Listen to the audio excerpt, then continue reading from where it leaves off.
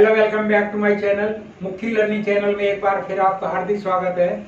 आज के इस सेशन में हम डिस्कस करेंगे यूनिफाइड पेंशन स्कीम, जिसका हिंदी में मतलब होता है एकीकृत पेंशन योजना। 24 अगस्त 2024 को गवर्नमेंट ऑफ इंडिया ने अपने सेंट्रल गवर्नमेंट एम्प्लॉइज के लिए इस स्कीम को लॉन्च किया है। एकीकृत मीन एक करना। किस चीज को एक करना? इस टाइम गवर्नमेंट ऑफ इंडिया में दो पेंशन स्कीमें चल रही हैं। एक चल रही है ओल्ड पेंशन स्कीम और दूसरी है न्यू पेंशन स्कीम। अब ये यूनिफाइड पेंशन स्कीम को समझने के लिए जो दोनों पेंशन जो चल रही हैं एग्जिस्टिंग, उनको हमें समझना पड़ेगा। ओल्ड पेंशन स्कीम ये उन सेंट्रल गवर्नमेंट एम्प्लॉइज पे लागू होती है जिनकी अपॉइंटमेंट 31/3/2004 से पहले की है। वो ओल्ड पेंशन स्कीम के में कवर अप होते हैं। अब ये स्कीम ओल्ड पेंशन स्कीम जो है 1964 में आई थी और इसके अंदर ये प्रोविजन है कि 33 साल की यानी कि 33 ईयर ऑफ क्वालिफाइंग सर्विस के बाद जो एम्प्लॉई है वो 50% ऑफ द बेसिक पे के लिए एलिजिबल है। इसके अंदर सपोज कोई एम्प्लॉई 60,000 रुपए बेसिक पे ले रहा है, तो एट द मान लो अगले महीने इस महीने उसकी रिटायरमेंट है, तो उसकी जो पेंशन बनेगी वो 30,000 रुपए बनेगी। और यदि उसकी क्वालिफाइंग सर्विस कम है तो अकॉर्डिंगली वो प्रपोर्शनेटली अमाउंट आएगा। मान लो क्वालिफाइंग सर्विस 20 साल की है तो वो उस हिसाब से अमाउंट जो है वो रिड्यूस हो जाएगा। इसके अलावा फैमिली पेंशन को ड्रा करने के लिए मिनिमम क्वालिफाइंग सर्विस 10 साल की रिक्वायर्ड है। यदि किसी की 10 साल की सर्विस नहीं है तो उसे पेंशन नहीं मिल सकती, उसको एक लमसम ग्रेच्युटी का प्रोविजन है, वो एक सेपरेट इशू है। तो ये ओल्ड पेंशन स्कीम है। इसके अतिरिक्त मान लो गवर्नमेंट एम्प्लॉय की यदि डेथ हो जाती है तो उसको भी पेंशन का प्रोटेक्शन है, यानी कि उसको फैमिली पेंशन का प्रोविजन है। तो जितनी एम्प्लॉय बेसिक पे ले रहा होगा तो उसका 30% जो है वो उसकी फैमिली को पेंशन मिलेगा। ये तो थी। उसके अलावा उसमें ग्रेचुइटी, लीव इनकैशमेंट एक्सेट्रा ये तो है ही है। और जीपीएफ 1 साल की रेगुलर सर्विस के बाद सेंट्रल गवर्नमेंट एम्प्लॉइज का जीपीएफ कटता है, वो एक अलग इशू है। ये तो थी ओल्ड पेंशन स्कीम। अब बात हम करते हैं new pension scheme. New pension scheme जब वाजपेयी गवर्नमेंट आई तो उस टाइम में गवर्नमेंट का जो फाइनेंशियल क्राइसिस थे तो उन्होंने कहा कि इसको जो गवर्नमेंट जो है ये पेंशन का बर्डन बियर नहीं कर सकती, तो इसलिए एक नई स्कीम लॉन्च की गई जिसका नाम रखा गया एनपीएस, न्यू पेंशन स्कीम। ये ना केवल सेंट्रल गवर्नमेंट एम्प्लॉइज पे एप्लीकेबल थी बल्कि प्राइवेट सेक्टर में थी। इसके अंदर क्या है कि जिनकी अपॉइंटमेंट 1/4/2004 के बाद हुई तो उनको एनपीएस में रखा गया। और इसके अंदर 1 साल की जब उनकी रेगुलर सर्विस हो जाती है तो उनका 10% जो है सैलरी का 10% बेसिक पे प्लस का 10% जो है वो उसमें से डिडक्ट होता है एम्प्लॉय की सैलरी से, और 14% जो कंट्रीब्यूशन है वो गवर्नमेंट करती है।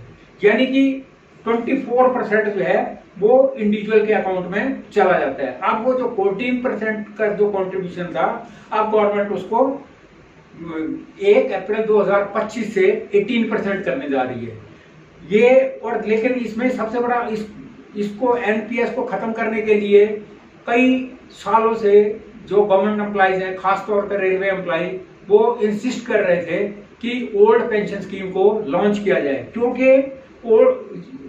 एनपीएस के अंदर, न्यू पेंशन स्कीम के अंदर सबसे बड़ा ड्रॉबैक ये था कि जो ये उनका एनपीएस का जो ये कंट्रीब्यूशन है प्लस एम्प्लॉयर का कंट्रीब्यूशन मिला के जो उनको at the time of retirement मिलेगा, उसका 60% जो है उसको गवर्नमेंट सिक्योरिटीज में इन्वेस्ट करना पड़ता है। और वहां के अंदर मार्केट में मतलब इनसिक्योरिटी है, अनसर्टेनिटी है, तो उस चीज को कवर अप करने के लिए एम्प्लॉइज काफी टाइम से प्रेशराइज कर रहे थे। अब इसका जो ये है यूनिफाइड पेंशन स्कीम, ये उसका एक रिप्लेसमेंट है। तो इसके अलावा फैमिली पेंशन का, उसमें रेगुलर पेंशन का एनपीएस के अंदर कोई प्रोविजन नहीं था। अब हम समझेंगे कि ये यूनिफाइड पेंशन स्कीम क्या है, इसके सेलेंट फीचर, मुख्य आकर्षण क्या है इस स्कीम के। सबसे पहला पॉइंट है एश्योर्ड पेंशन, यानी कि पेंशन कंफर्म मिलनी है। तब 50% ऑफ एवरेज बेसिक पे लास्ट ड्रॉन फॉर द पिछले एक साल के अंदर जितनी बेसिक किसी इंडिविजुअल ने ड्रॉ किया है उसका 50% जो है वो उसकी पेंशन है, एवरेज पेंशन, मतलब 50% जो है वो उसकी पेंशन है। मान लो एक आदमी 60,000 रुपए बेसिक पे ले रहा था, तो at the time of retirement जो है उसकी 25,000 रुपए वो पेंशन है प्लस डी है। अब इसके बाद है मैक्सिमम क्वालिफाइंग सर्विस। इसमें पेंशन जो मैक्सिमम बेनिफिट मिलेंगे पेंशन के वो मिलेंगे यदि इंडिविजुअल ने 25 साल की उसकी क्वालिफाइंग सर्विस की है और मिनिमम 10 साल की चाहिए। यदि किसी इंडिविजुअल की 10 साल की क्वालिफाइंग सर्विस नहीं है तो he is not eligible for any kind of pension. Next है family pension. In the event of death of the employee his her family is entitled for 60% of the pension drawn by. यदि जो employ है या pensioner है यदि उसकी death हो जाती है तो उसकी जो फैमिली है उसको 60% जो है 60% जितनी वो इंडिविजुअल जितनी वो पेंशन ड्रॉ कर रहा था उसका 60% उसको पेंशन मिलेगी। मान लो कोई पेंशनर 25,000 रुपए ड्रॉ कर रहा था तो उसकी फैमिली को 60% के हिसाब से 15,000 जो है मंथली पेंशन मिलेगी। नेक्स्ट है इसमें कि minimum pension guarantee not less than 10% after 10 year. यदि किसी एम्प्लॉय ने 10 year regular service central government में की है तो उसको जो मिनिमम पेंशन होगी वो 10,000 से 10,000 रुपए होगी। यदि 10 साल से कम है क्वालिफाइंग सर्विस तो एक लम सम ग्रेच्युटी का प्रोविजन है वो अलग से है, तो वो है यानी कि मिनिमम क्वालिफाइंग सर्विस 10 साल की चाहिए और फुल बेनिफिट अवेल करने के लिए मैक्सिमम क्वालिफाइंग सर्विस 25 साल की चाहिए। इसके अलावा ये तो थी इन्फ्लेशन प्रोटेक्शन। अब मार्केट में हम देखते हैं कि महंगाई टाइम टू टाइम बढ़ती रहती है तो उसके लिए प्रोविजन है all India consumer price index similar to DA. तो उसके लिए गवर्नमेंट ने ऑलरेडी डीए का और डीआर का प्रोविजन रख रखा है। डीए मीन्स डियरनेस अलाउंस, जो वर्किंग एम्प्लॉय है उन पे डीए अप्लाई होता है और जो रिटायर्ड है पेंशनर है उन पे डीआर अप्लाई होता है जिसकी फुल फॉर्म है डियरनेस रिलीफ और वो डियरनेस अलाउंस।